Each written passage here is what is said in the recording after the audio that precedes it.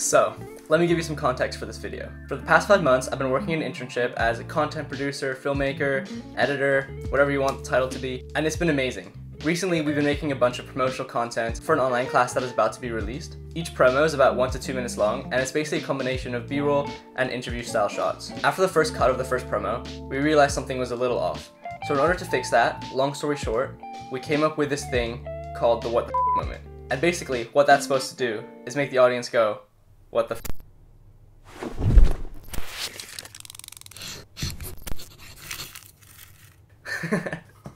Alright, it happens when there's a build-up of some sort, and in most of our cases, it's been a build-up of the music. As the video continues to play, there becomes a moment where the music builds and builds and builds, and then fades out, followed by a super fast sequence with emphasized sound effects. But the trick is, the music needs to fade out naturally. Then comes the important part, the super fast sequence. You get this part right and the whole video kind of comes together. You elevate that video and your project just turns out so much better. Here are a couple examples. Let's do this.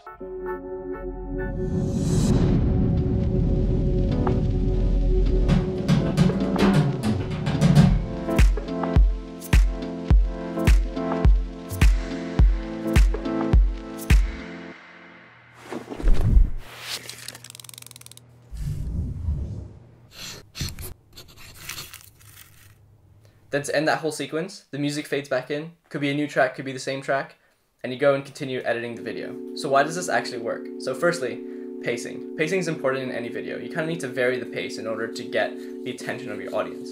Usually I like to place this moment in the middle or a little bit further on, kind of like a climax.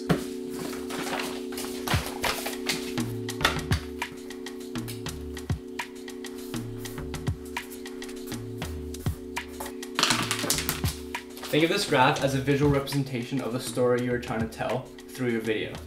This moment, right when the audience has received a lot of information, right when the audience wants to know that little bit more, right when like you tip them over the edge of the cliff and they're like hanging on and like they're super excited, boom, you come in, you wow them. So the human eye has evolved to be really good at detecting motion, almost to the point where it craves it. We become more alert when things are moving quicker.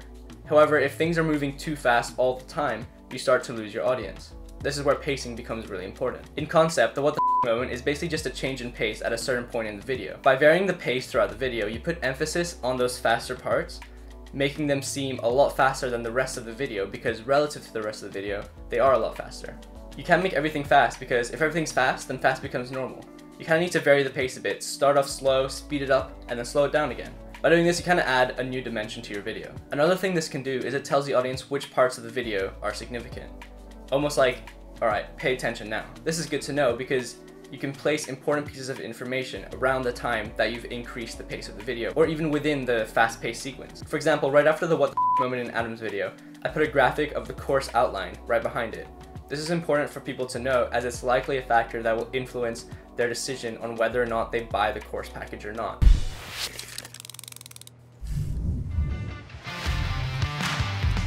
And also because this is a promotional video, the goal is for it to stand out against other competitors. And this fast sequence could give you that edge over other videos, which gives the audience that reason to remember your video even more. So how do you do it? Firstly, you gotta think of something in your video that is important that also could be represented in about a 3 to 5 second sequence. Measuring out some fabric, creating a drum riff, designing a building, it could be anything. When you're planning this out, try to note down 5 to 10 shots that could fit inside the sequence. It can sometimes also help to draw a storyboard because it just makes sure that you're able to get the exact shots that you need to get when you're on set.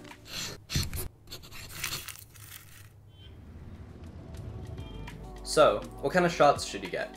In my opinion, you should get mostly close-up shots, apart from the last 1 or 2 shots where you kind of reveal what's happening. This is so you keep your audience guessing and thinking while the fast cuts are happening. They'll still kind of know what's going on, but they won't be 100% sure, and it'll be very satisfactory for them when you pull back and show that wider shot of exactly what you were just filming. Camera movement can also be very important. You don't necessarily need it, and for me, I mostly had it on a tripod, so I got a bunch of still shots, but there was this one moment in Adam's video that I really liked when he was pulling out the measuring tape. The camera kind of followed his hand as he was pulling it out, and that kind of just added a little more dynamic movement to the video and made it a little more engaging. So after you've shot it, go into Premiere, and the first step is to find a natural place on the track to fade it out. And then put together your sequence with a bunch of fast cuts, then add in a bunch of sound effects over top, I found most of mine just searching on YouTube for free sound effects and downloaded them with a YT to MP3 converter. Make sure you get good quality sound effects, as the sound effects are super important to this sequence. If you can pay for something like Epidemic Sounds or Storyblocks, I would highly recommend it, as you get that professional feel from the sound effects. And also remember to put in some ambient sounds, so there's absolutely no silent sounds within the video, because there's never any silence in real life, so you don't really want silence in your video. Then at the end of the sequence, find a spot to fade the music back in, and boom, you're done. One quick tip for fading the music back in is to think about how much longer you want the rest of the video to be, because you can basically fade the music in at any point on the track. So you might as well calculate how much longer you want your video to be, so you can fade it in right at the point which will allow you to end the video and the song at the same time. So next time you're making a commercial, a travel video, any type of video really, fade out that music, put together a quick sequence, and try it out with the moment, because it'll definitely increase the overall quality of your video. Thanks for watching, I hope this was helpful, and I'll see you guys in the next video.